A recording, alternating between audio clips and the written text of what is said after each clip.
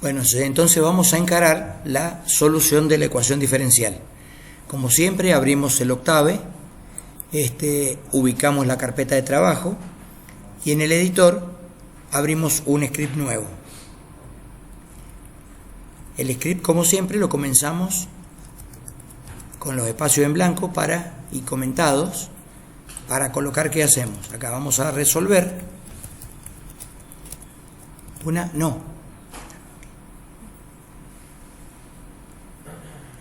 EDO de primer orden.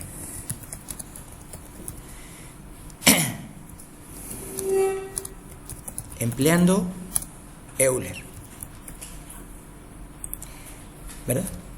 Vamos a borrar lo que haya en la ventana de comandos, las variables y si hubieran gráficos, los gráficos.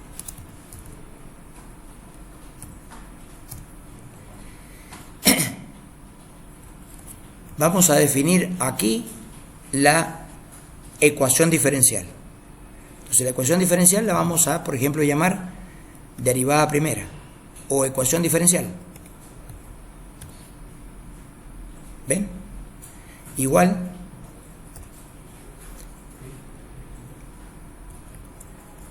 @x, ¿verdad?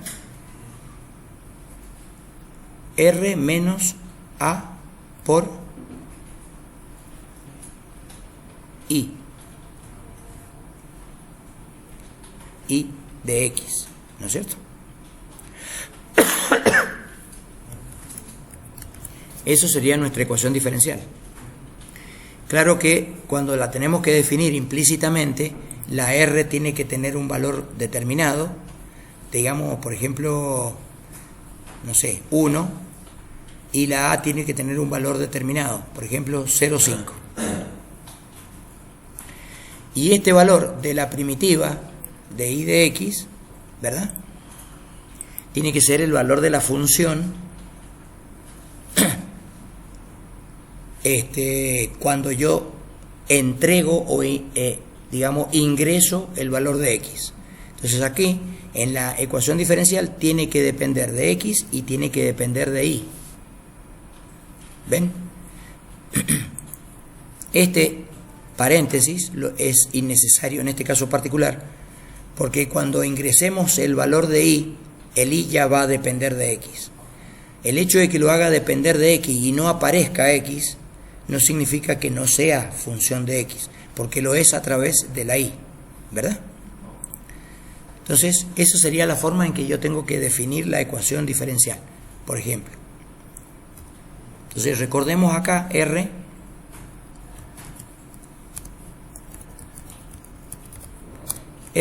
se ha asignado 1 y A se ha asignado 0.5, ¿verdad? Y vamos a poner la solución final, digamos, como una función, la vamos a definir como una función también de XY, que la tenemos acá. Es Y0 menos R sobre A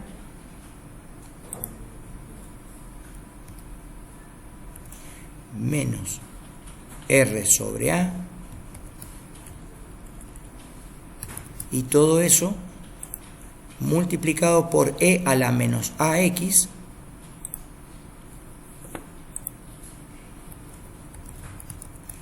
menos A por X más R sobre A más R sobre A. Esa sería la solución cerrada final, ¿no es cierto? Como estamos definiéndola, tendríamos que poner acá el valor de Y0, de R y de A explícitamente. Entonces vamos a poner R1, A vale 0,5, ¿verdad? A vale 0,5, 1 y A vale 0.5. Me estaría quedando definir el valor de Y0 que en este caso particular lo voy a poner en 1, por ejemplo. Entonces quiere decir que acá tengo que tener y0 igual a 1. Entonces acá tenemos la ecuación diferencial y la solución cerrada, porque la conocemos, coherentes entre sí para verificar el método, ¿verdad? Lo que podríamos hacer, ya que tenemos la solución cerrada, es crear un entorno, digamos, y graficar la solución cerrada para verla y ver si es necesario modificar alguna de las constantes. Entonces vamos a generar el valor del vector x, que va desde 0 hasta, digamos, 4, por ejemplo, con un paso de 0.01. Entonces, de esta forma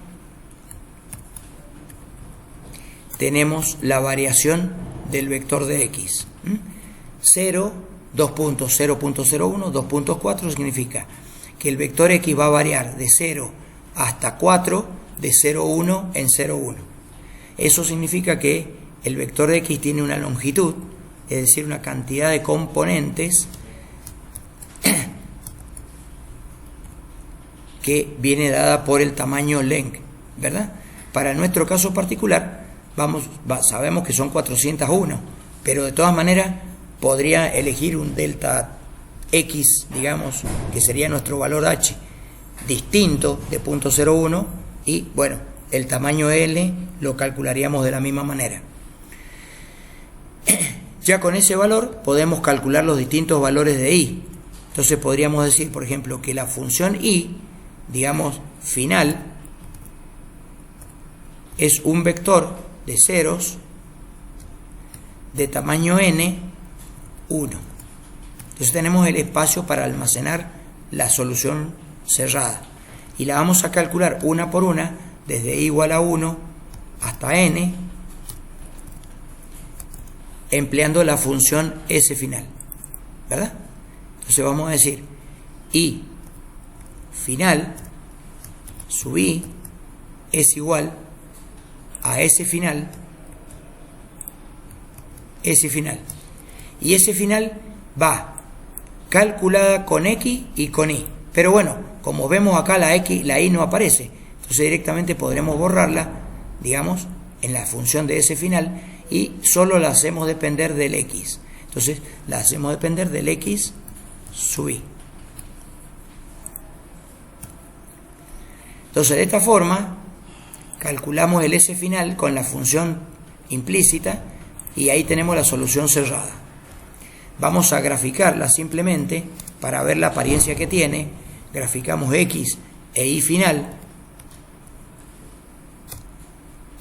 y lo vamos a graficar, digamos, en una línea continua de color rojo para ver la apariencia que tiene. Bueno, ya podríamos haberle puesto nombre. Ahora lo vamos a guardar con un nombre específico y le vamos a llamar, por ejemplo, ejemplo Euler o ejemplo 1. Ya lo tenemos guardado, ahora lo podríamos ejecutar para ver si funciona bien.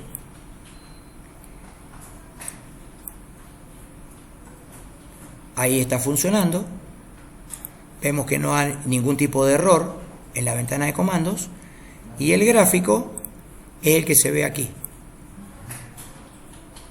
Lo vemos completo, fíjense, arranca de 1 y crece, digamos, en este caso crece positivamente, ¿verdad?, hasta un poco más de 1.8, en el rango que va de 0 a 4, que es nuestro problema de integración.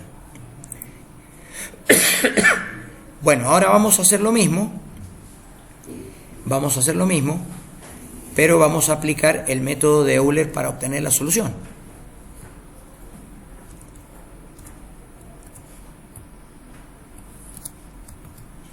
Aquí empieza Euler.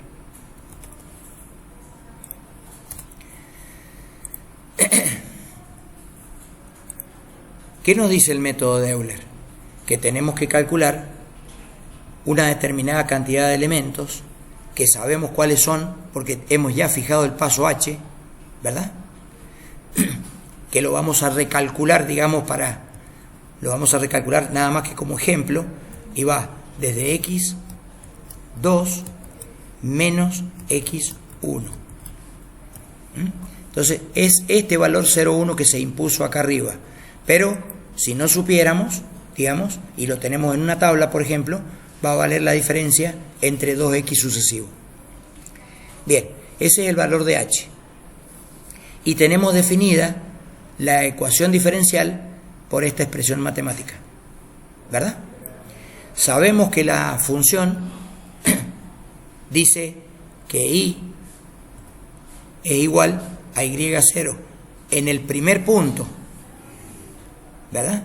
En el primer punto vale eso. O sea que el y1 toma el valor de y0. ¿Cuánto vale y0? Vale 1, ¿verdad? Entonces vamos a generar un lugar geométrico de la y, digamos, de tamaño apropiado, n,1, para almacenar la solución obtenida por el método de Euler. Entonces el i1 arranca con el valor i0 y luego vamos a calcular con un lazo cerrado que va desde i igual a 1 hasta n menos 1 todos los distintos valores de la función primitiva i obtenida por Euler. ¿Estamos? ¿Por qué vamos desde 1 hasta n menos 1? Y no vamos hasta n. Porque siempre vamos a calcular el punto de adelante. Entonces, a partir del punto conocido, que es el 1, obtenemos el 2. A partir del 2, obtenemos el 3. Cuando lleguemos al n menos 1, vamos a obtener el n. Y ya ahí hemos tenido todos los puntos. Entonces, no necesitamos barrer desde 1 a n. De hecho, si barriéramos de 1 a n, se cometería un error, porque obtendríamos el valor en n más 1. Y tendríamos una cantidad distinta en el vector de solución i contra el vector de la solución real, que es el i final. Entonces no podrían ser comparados directamente. Entonces ahora lo hacemos hasta n menos 1. ¿Cuánto vale según el método de Euler? Según el método de Euler, el i sub i más 1 es igual al i sub i más h por el valor de la función xi, que es la ecuación diferencial. Entonces simplemente hacemos eso. Decimos el i en i más 1 es igual al i en i más h por el valor de la función pendiente, que la función pendiente la tenemos en esta ecuación diferencial, EQD. Pero ¿para qué valor? El EQD. El EQD lo es, que es la ecuación diferencial, para el valor de x que corresponda, ¿verdad? Que en nuestro caso es el x sub i, y para el valor que corresponda en i. ¿Y qué valor corresponde en i? El valor de i sub i, que es el único que tenemos calculado, el anterior.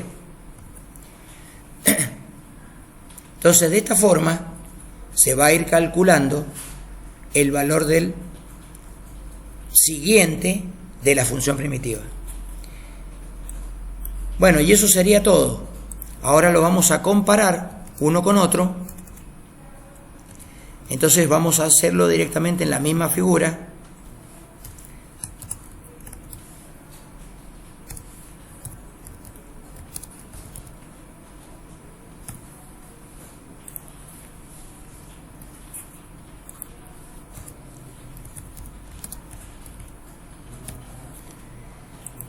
Donde hemos graficado la función real, digamos exacta, contra la obtenida por Euler, y que la vamos a graficar para x I con una gráfica de color azul, por ejemplo. Entonces, en un legend vamos a aclarar cuál es cada una de las dos gráficas que vamos a obtener. La primera corresponde a la solución exacta y la segunda corresponde a la integración con Euler.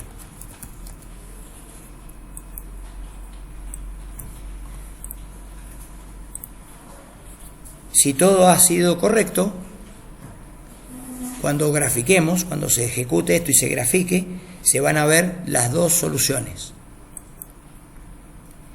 Ahí tenemos las dos soluciones, prácticamente se superponen, ¿ven? Por eso no se ven una y la otra. Quiere decir que con el paso .01 hemos tenido una solución muy buena. Le voy a cambiar el paso a .1, ya lo voy a hacer más seguido. Vamos a buscar la solución y ahí vemos que la solución exacta es la roja, mientras que la solución aproximada obtenida por Euler es la azul. Como vemos, se parecen, pero no son exactamente iguales, ¿verdad? El error obviamente va a incrementarse si el paso se hace todavía más grande, por ejemplo 0,5. Se va a obtener una mayor diferencia porque el método es cada vez menos preciso. Pero básicamente, digamos, cambiando el paso, yo puedo acercarme tanto como quiera a la solución exacta.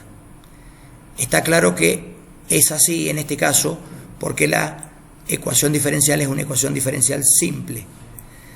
Para una ecuación diferencial más compleja, probablemente se manifiesten más los errores. Reducción de orden en ecuaciones diferenciales ordinarias. La reducción de orden transforma una ecuación diferencial de segundo orden, o de mayor orden, en una de primer orden.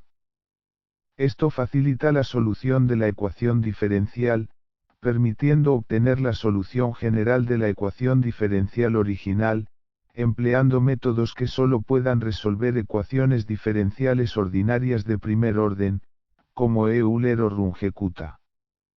Al reducir el orden, se transforma la ecuación diferencial original en un sistema de ecuaciones de primer orden, lo que permite que los métodos numéricos que están diseñados para resolver ecuaciones diferenciales de primer orden, puedan operar en un sistema de ecuaciones, y así obtener la solución numérica del problema.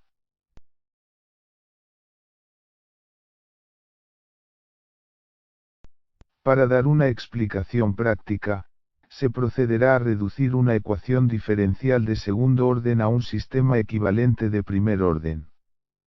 La ecuación elegida se conoce como ecuación de onda o ecuación de movimiento, porque normalmente es la ecuación matemática que describe la propagación de ondas en un medio.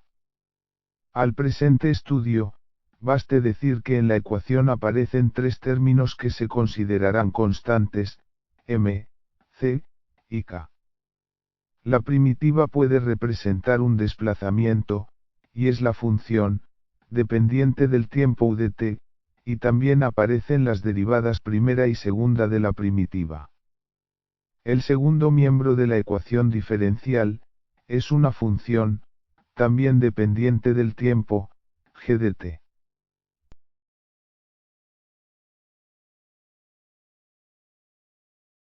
La ecuación de onda tiene muchas aplicaciones, y aquí solo se muestran dos posibles.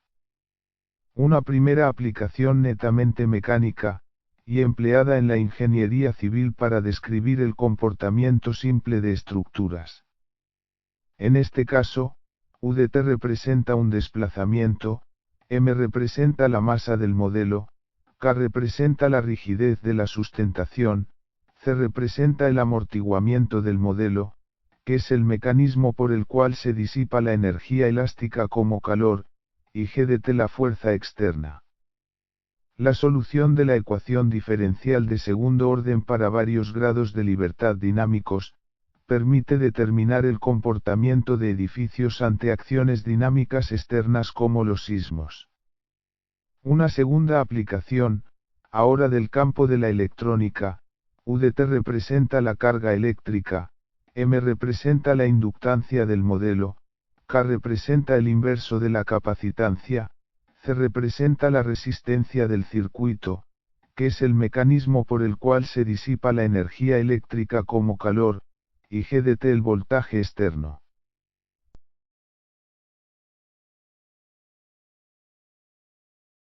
Pasando ahora a estudiar el proceso de reducción de orden en la ecuación diferencial ordinaria de segundo orden, se debe considerar que, para la completa solución es necesario conocer dos parámetros en el mismo instante, porque se desea aplicar alguna estrategia de resolución de ecuaciones diferenciales por un método de valores iniciales. Esos valores serán u en 0 y la derivada primera de u en 0. En adelante se los identificará como u0 y u.0. De la ecuación de movimiento es posible despejar la segunda derivada, u2 puntos de t, mostrando la forma de la ecuación diferencial genérica, donde la segunda derivada u2 puntos de t, se iguala a una función que muestra, la variable independiente t, la primitiva u de t y la primera derivada u punto de t. Para comenzar la reducción, se introduce una familia de variables auxiliares z. La primera variable de la familia z, es la llamada z1, que se la hace igual a u de t. Es claro que z también es dependiente del tiempo, aunque no se muestre indicado. La segunda variable de la familia z, es la llamada z2, que se hace igual a la primera derivada de z1. Por extensión es igual a la derivada de u de t, es decir u punto de t. Pero lo que realmente importa es que z2 se hace igual a la primera derivada de z1. La tercera variable de la familia z, es la llamada z3, que se hace igual a la primera derivada de z2. Por extensión es igual a la derivada segunda de u de t, es decir u2 puntos de t. Para el problema que se está usando de ejemplo, hasta el empleo de z3 se introducen las variables auxiliares z, pero si el orden de la ecuación diferencial original fuera mayor, el mecanismo continúa introduciendo una variable z sub i más 1, igualada a la respectiva derivada primera de la anterior variable z sub i.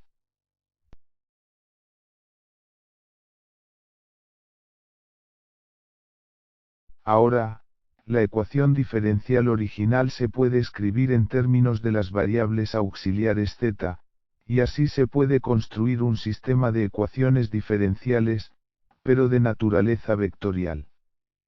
El sistema se reduce a un vector de derivadas primeras de z1 y z2 para el ejemplo, igualado a una función dependiente del vector de primitivas auxiliares, z1 y z2 para el ejemplo, sumado a un vector de términos independientes, constantes o solo dependientes de la variable t.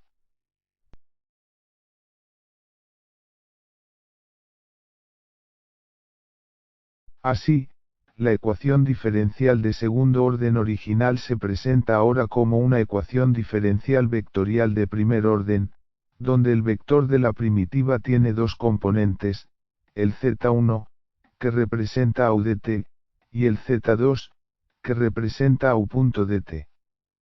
La nueva ecuación diferencial vectorial de primer orden, requiere una constante vectorial para su completa solución, y es el vector z0 conformado por las componentes u0 y u.0, respectivamente.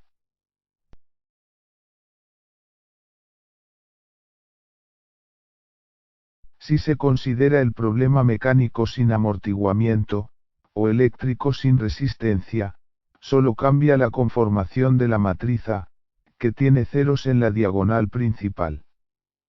Por lo demás, se mantienen las consideraciones anteriores sobre el vector de la primitiva, que tiene dos componentes, el z1, que representa a u de t, y el z2, que representa a u punto dt. Como antes, la ecuación diferencial vectorial de primer orden, requiere una constante vectorial para su completa solución, y es el vector z0 conformado por las componentes u0 y u.0, respectivamente.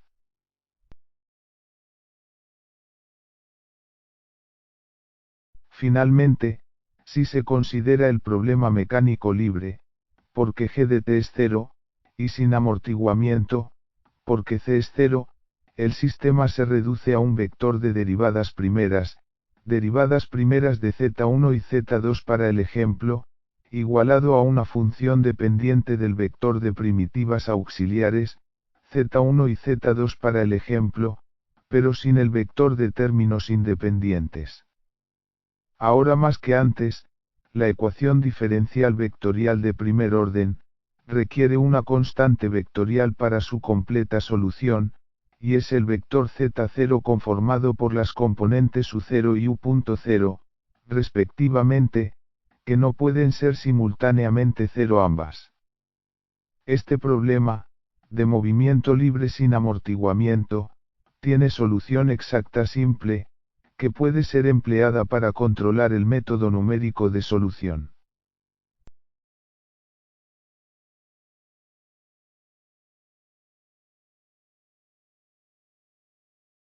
Bueno, entonces vamos a resolver esta ecuación diferencial de segundo orden empleando el método de Euler. Vamos a tomar la ecuación de movimiento, que es m por la segunda derivada respecto del tiempo del desplazamiento más k por el desplazamiento igual a una función tiempo dependiente g de t. Le vamos a asignar 100 al valor de la masa m, 780 al valor de la rigidez k, y la función g de t la vamos a hacer una función simple senoidal que es 3 por el seno de c del seno de t. Esta expresión matemática, esta ecuación diferencial de segundo orden, tiene una solución cerrada que la podemos buscar en los libros y después la graficamos para comparar, pero no tiene sentido en este momento hacerlo. De la reducción de orden de la ecuación diferencial de segundo orden, de reducción de segundo a primer orden, llegamos a una ecuación de naturaleza vectorial donde tenemos la primera derivada del vector z igualado a la matriz A multiplicado por el vector z más el vector b, donde la matriz A involucran a la rigidez k y a m, digamos, y al valor 1, ¿verdad? Que eso sale de la deducción, y el vector b, que es el vector independiente, involucra a la función g de t y a la masa m. Bueno, entonces vamos a preparar nuestro script para que se vea, digamos, y resuelva este problema. De nuevo comenzamos, digamos, borrando las variables, la ventana de comando, las variables y los gráficos. La ecuación diferencial, en este caso, la hacemos depender del tiempo y de la variable z, que es nuestro vector auxiliar. Esa ecuación diferencial es esta parte del enunciado del problema.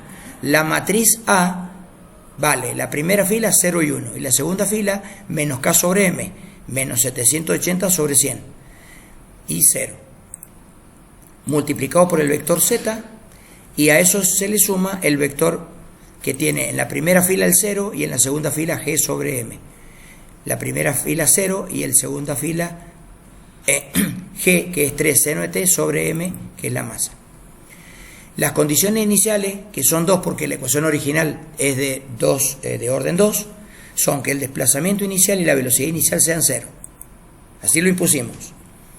Bueno, entonces hacemos una integración del tiempo 0 al tiempo 10 segundos con un paso de 0,1 segundo.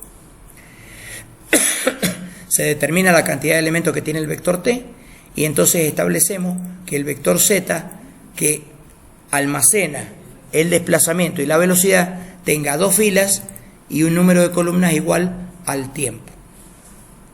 Entonces, para resolver el Euler, el paso h es directamente la diferencia de 2 tiempos consecutivos. El z final, que es la solución en la primera columna, va a tener en su primer componente el desplazamiento inicial y en su segunda componente la velocidad inicial, ambos 0 por las condiciones de borde que se impusieron. Entonces se aplica la ecuación de Euler directamente, nos queda la z final en el instante i más 1, o sea, son todas las componentes, todas las filas de la columna i más 1, son el z final en la componente i más h por el valor de la ecuación diferencial, que es tiempo dependiente y depende de z en su posición i. Cuando eso lo hacemos desde i igual a 1 a n menos 1 para, digamos, tener la misma cantidad en z final que en tiempos. Bueno, y luego los graficamos. Graficamos el desplazamiento, que es la primera componente, o sea, la primera fila, y la velocidad, que es la segunda fila, en un mismo gráfico. Cuando lo ejecutamos, obtenemos este gráfico que nos dice que, por ejemplo, el desplazamiento se mueve siguiendo esta ley en rojo, mientras que las velocidades se mueven según la ley en azul. Bueno, no hemos hecho más que un análisis numérico. Si quisiéramos ver una poca de diferencia, vamos a ponerle un desplazamiento inicial, digamos, de 10 centímetros sin velocidad inicial. O sea, al resolver el problema, ahora sí tenemos un valor inicial acá en el desplazamiento. Lo vamos a integrar hasta 4 segundos para que no se nos vaya muy grande la escala, solamente por una cuestión de escala.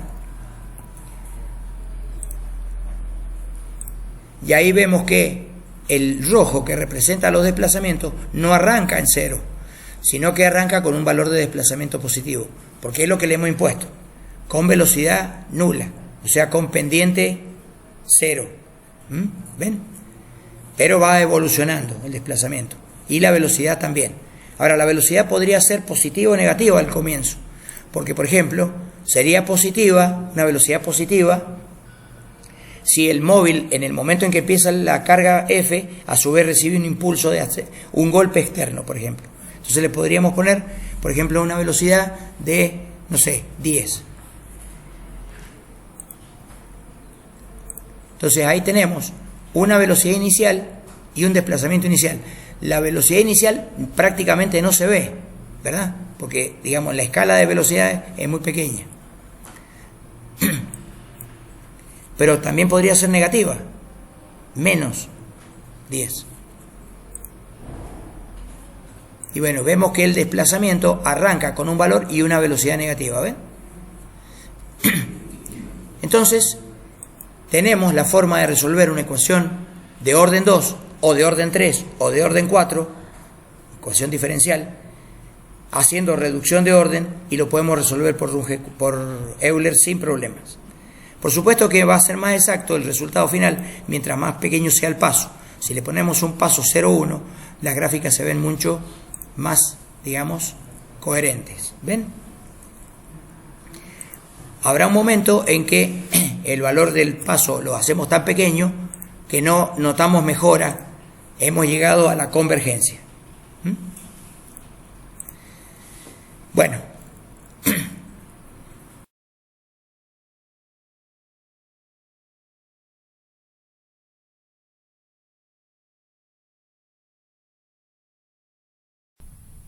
Bueno, para terminar, vamos a encarar el estudio del movimiento libre sin amortiguamiento y vamos a verificar la integración empleando el método de Euler, pero vamos a poder comprobar ahora la exactitud del método porque tenemos una solución exacta, simple, para resolver el problema.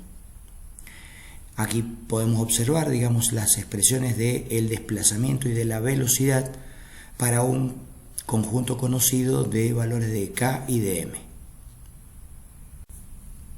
Entonces, para estudiar el movimiento libre, vamos a ingresar a nuestra carpeta de trabajo, vamos a tomar el script de ecuación de movimiento y le vamos a cambiar el nombre para mantener el anterior. Le vamos a llamar a este movimiento libre o libre sin amortiguamiento.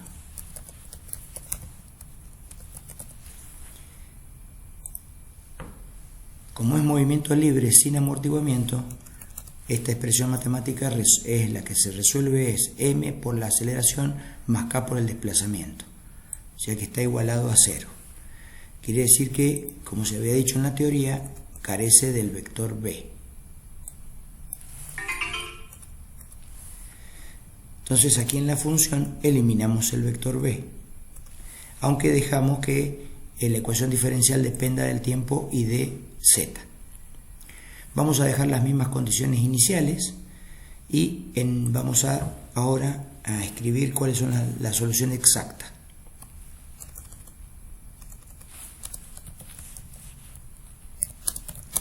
La solución exacta. La solución exacta la vamos a almacenar en uno que va a ser u exacto, que va a ser un vector de tamaño n, y en un b exacto para almacenar la velocidad y el desplazamiento por separado.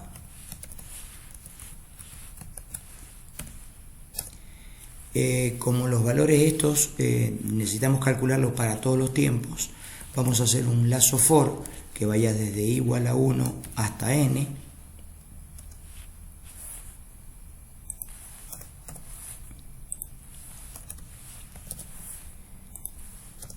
y vamos a calcular el u exacto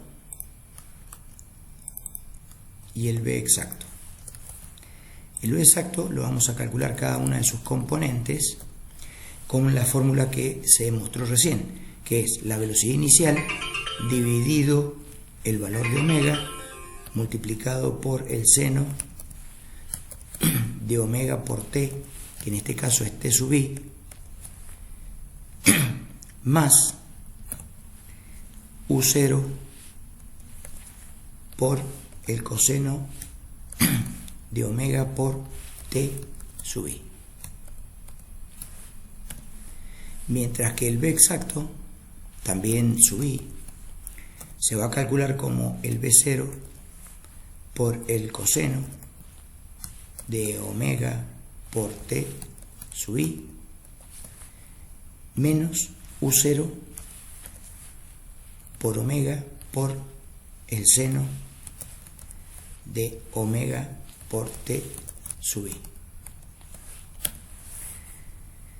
Este valor de omega, W en este caso, es igual a la raíz cuadrada de K sobre M, que en este caso es 780 dividido 100. Bien, ya tenemos el U exacto. Este sector del Z final nos permite calcular tanto la velocidad como... Acá tuve que corregir porque tenía dos veces U exacto. Acá el Z final tiene velocidad y desplazamiento. El desplazamiento lo tiene en la primera fila, o sea, la primera componente de Z, y la velocidad en la segunda fila. Entonces aquí esta figura la vamos a mejorar. Vamos a hacer un título y vamos a mostrar por separado los desplazamientos y las velocidades. Aquí vamos a poner los desplazamientos. Que va a ser el desplazamiento empleando Euler, y el desplazamiento exacto. El desplazamiento empleando Euler es con Z final y el exacto va a ser con el U exacto. Completamente sin, digamos, su índice, porque está todo el vector almacenado en él. En una segunda figura vamos a guardar las velocidades, que en este caso es el Z2, ¿no es cierto?, con el B exacto, que va a ser el Euler también, en la primera gráfica, y la segunda el valor exacto. Tenemos un paso suficientemente chiquito, acá lo habíamos asignado de .001, le vamos a poner 0,1 para comprobar las diferencias, y vamos a ejecutarlo a ver si no tenemos ningún inconveniente. Aparece un valor de 0 en la línea 30. Acá tenemos no es B, es B0, no es B sub O.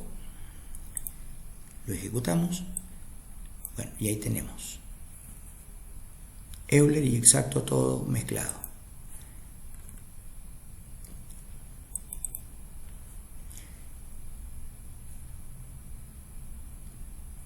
Ambas son figura 1. Vamos a hacer figura 1 y figura 2. Acá tenemos entonces velocidades y desplazamiento. Vemos que son bien diferentes, pero eso se debe al tamaño del paso. Fíjense, vamos a cambiar el paso. Vamos a poner ahora que el paso no sea 0,1 sino 0.01. Lo vamos a ejecutar y vemos que ahora tanto los desplazamientos como las velocidades se aproximan mucho. Y si hacemos el paso todavía más pequeño, .001, vamos a lograr, digamos, valores prácticamente iguales, empleando la técnica de Euler, que la solución exacta. Bueno, como vemos, el método de Euler es bastante bueno, pero necesita pasos muy pequeños.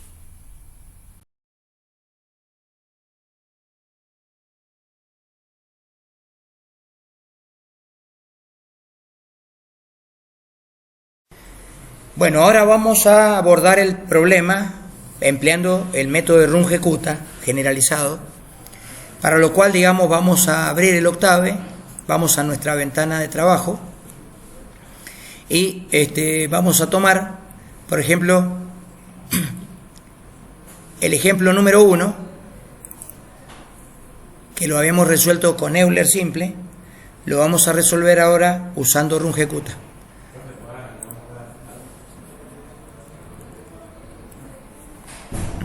Lo vamos a resolver ahora empleando Runge-Kutta.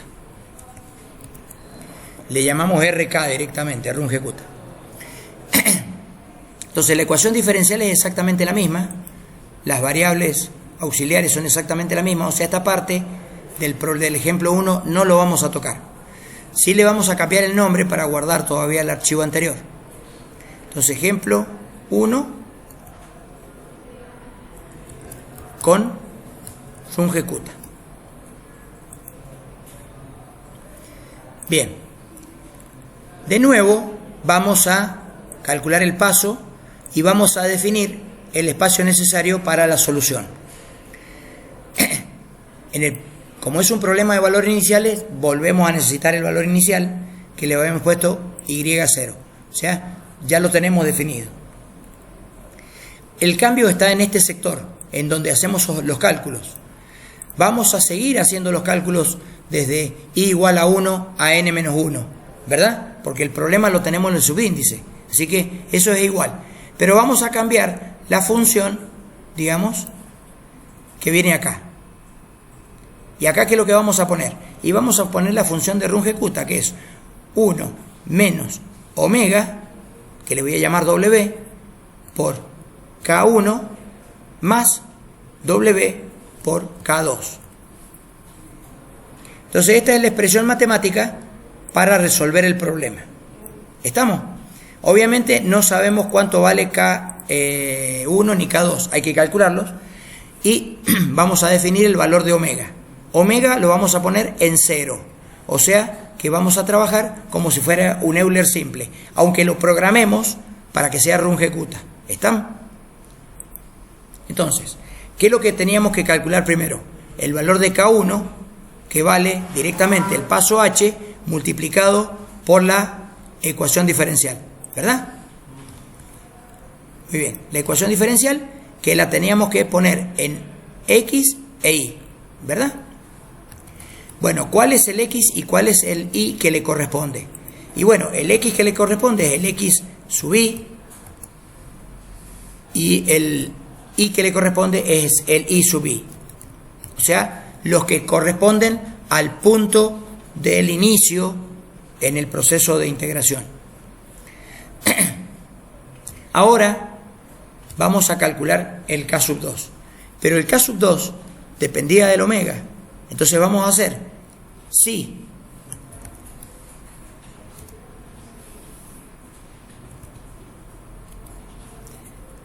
Si omega es distinto de 0,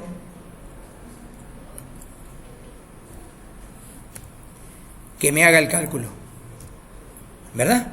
Porque si es 0, van a ver que no se puede. ¿Y qué cálculo tenemos que hacer? Bueno, tenemos que calcular el K sub 2, que vale H multiplicado por la ecuación diferencial aplicado en lo que le habíamos llamado XG e IG.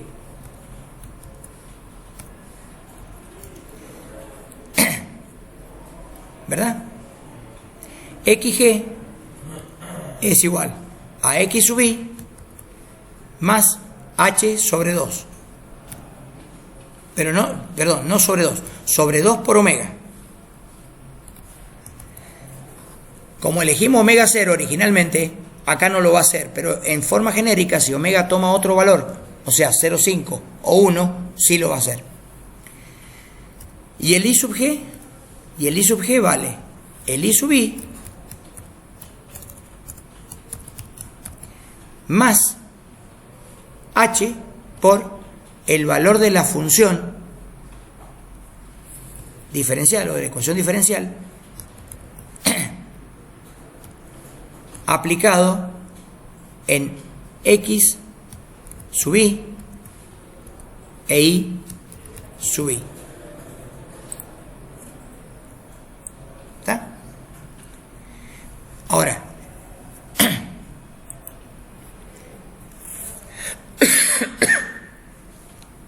perdón, en X sub I, en X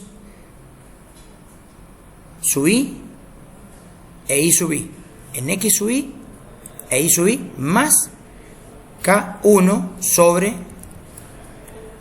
2 omega.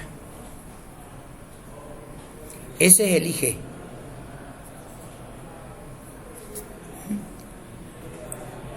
No se calcula en el mismo que se calcula este, sino se calcula medio paso hacia adelante. Bueno, si esto está todo bien, ya terminó. Si esto está todo bien, lo único que tenemos que hacer es resolverlo y mostrar la solución. Hay un problema acá, K2, no lo tenemos definido, en la línea 36. Ah, bien. K sub 2 lo voy a inicializar en 0, porque si omega es 0, no lo va a calcular, pero acá lo necesito. Entonces ahí tenemos la solución que se obtuvo antes empleando Euler, pero ahora empleando el método de Runge-Kutta. Si queremos, digamos, podemos verificar que es la misma solución cambiándole el paso e integrando nuevamente. Pero fíjense, vamos a dejar ese paso que nos da, como ven, digamos, una aproximación burda a la solución exacta, pero vamos a cambiar el método, cambiando el omega, ¿verdad? En lugar de ser el método de Euler simple, vamos a usar el Euler mejorado, que es con el 0.5. Lo resolvemos y ahora como omega no es 0, sí va a calcular el K sub 1 y el K sub 2. Fíjense que se cerraron, se puso más cerca. ¿Ven? Le voy a volver a poner 0 para que se den cuenta que está más lejos, ¿ven? Están más separados. Con Euler simple. Vamos a ponerlo con Euler mejorado y se aproxima, o sea, se mejoró verdaderamente. Y ahora lo vamos a poner con Euler modificado, o sea, con omega igual a 1, que viene a ser el Runge-Kutta de orden 2. Para nuestro problema se empeoró. En general puede ser mejor, pero para nuestro problema en particular se empeoró. Entonces hay que elegir convenientemente el omega para cada problema. Pero la solución es única. Siempre es la misma estructura, esta. Esto es Euler simple, Euler modificado y Euler mejorado. Y además Runge-Kutta, todo junto. Se le ponemos 0,5 y con el mismo paso burdo hemos conseguido una mejora sustancial. Pero si a su vez hacemos que el paso sea más pequeño,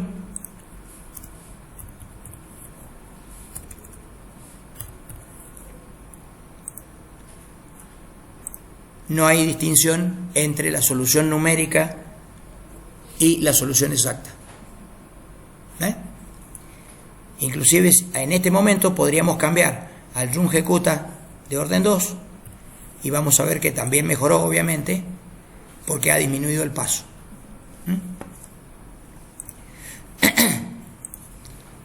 Bueno, acá el Runge-Kutta, todos los métodos, digamos, tienen un valor de H para el cual son divergentes. El valor de H, hay un valor de H mínimo que hay que poner, o máximo, por decirlo de alguna manera. No puede ser más grande que ese valor, un valor máximo. Ese valor está determinado por el problema. Para cada problema puede cambiar.